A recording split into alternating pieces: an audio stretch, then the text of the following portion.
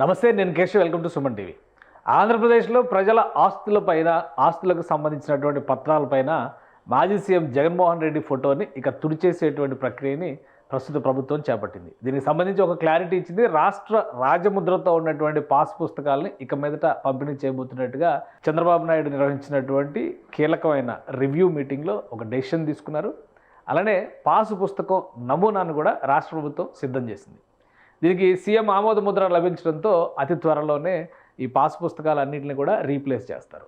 అలానే దీనికి సంబంధించి అధికారికంగా ఇంకా ప్రభుత్వ పక్షాన ప్రకటన రాకపోయినప్పటికీ అధికార కూటమిలో కీలక భాగస్వామిగా ఉన్నటువంటి తెలుగుదేశం పార్టీ తన ఎక్స్ హ్యాండిల్లో దీనికి సంబంధించినటువంటి డేటాను రిలీజ్ చేసింది. చంద్రబాబు నాయుడు ఆ పాస్ పుస్తకాన్ని చూపిస్తున్నటువంటి ఫోటోను కూడా రిలీజ్ చేశారు. ఇక నుంచి రాజముద్రతో పాస్ పుస్తకాలు అనేటువంటి మాట ఇందులో మెన్షన్ చేశారు. జనం ఆస్తులపై జగన్ బొమ్మలు ఇక ఉండవు. ఆంధ్రప్రదేశ్ రాష్ట్ర ప్రభుత్వ రాజముద్రతో పాస్ పుస్తకాలు ఉంటాయి. ఇది అప్పుడు ఎలక్షన్స్ ముందర చాలా సీరియస్ డిస్కషన్ జరిగింది దీనికి సంబంధించి. సో ఇప్పుడు దాన్ని రీప్లేస్ చేసేటువంటి ప్రక్రియని మొదలుపెట్టారు.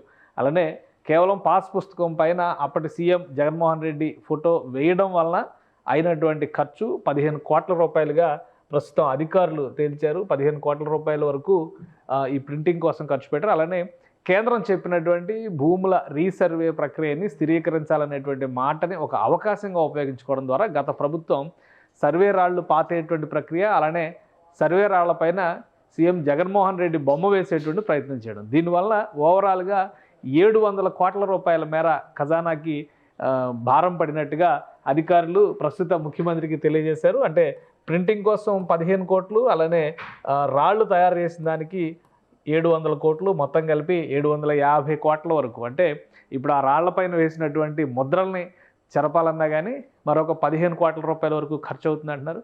సో వీటేమిటిని పట్టించుకోకుండా ఈ రాజముద్ర ఉన్నటువంటి పుస్తకాల పంపిణీకి పబ్లిష్ చేయాలన్నా కానీ వీటికి సంబంధించి కూడా 10 నుంచి 15 కోట్ల రూపాయలు ఖర్చు అవుతుందని అధికారులు తేల్చారు. అయితే కొత్త పాస్ పుస్తకాలకి సీఎం ఆమోద ముద్ర తెలపడం, అనేది ఈ ప్రక్రియను వీలైనంత వేగంగా చేపట్టడం, టెక్నాలజీని ఉపయోగించడం ద్వారా ఈ పాస్ పుస్తకాలపైన ఇచ్చేటువంటి క్యూఆర్ కోడ్ని స్కాన్ చేయడం ద్వారా ఆస్తులకు సంబంధించినటువంటి డేటా ఆన్లైన్లో అవైలబుల్ ఉండే విధంగా మొత్తం మ్యాపింగ్ చేయాలనేటువంటి విషయాన్ని కూడా ముఖ్యమంత్రి సూచించారు. దానికి తగ్గట్టుగా అధికారులు ఏర్పాట్లు కూడా చేస్తున్నట్టుగా ఈరోజు రివ్యూ మీటింగ్లో డిస్కషన్ జరిగింది. సో ఇవన్నీ పూర్తి చేసి వీలైనంత త్వరగా లబ్ధిదారులు ఎవరైతే ఉన్నారో, ఆస్తి హక్కుదారులు ఎవరైతే ఉన్నారో వాళ్ళందరికీ కూడా కొత్త పాస్ పుస్తకాలు ఇవ్వబోతున్నారు. అయితే జగన్మోహన్ రెడ్డి బొమ్మలు వేసినటువంటి గ్రానైట్ రాళ్ళని ఏం చేయాలనే దానిపైన ఆసక్తికరమైనటువంటి చర్చ జరిగింది. దీనికి సంబంధించి రాష్ట్ర ప్రభుత్వానికి నష్టం రాకుండా ఆ రాళ్లను ఏ విధంగా ఉపయోగించాలనే అంశంపైన కూడా అధికారులతో కూడినటువంటి ఒక కమిటీని అధ్యయనం చేసి నివేదిక ఇవ్వాల్సిందిగా సీఎం చంద్రబాబు నాయుడు ఆదేశించినట్టుగా సమాచారం. సో ఇక గ్రానైట్ రాళ్ల మీద జగన్ బొమ్మ చెరిపేస్తారా లేదా ఆ రాళ్ళని పునాది రాళ్ళుగా ఉపయోగిస్తారా చూడాలి. దానిపైన క్లారిటీ ఇంకా రాలేదు. కానీ అయితే రాజముద్ర ఉన్నటువంటి పాస్ పుస్తకాలను మాత్రం అతి త్వరలో ఆంధ్రప్రదేశ్ ప్రభుత్వం ప్రజలకి ఇవ్వబోతోంది.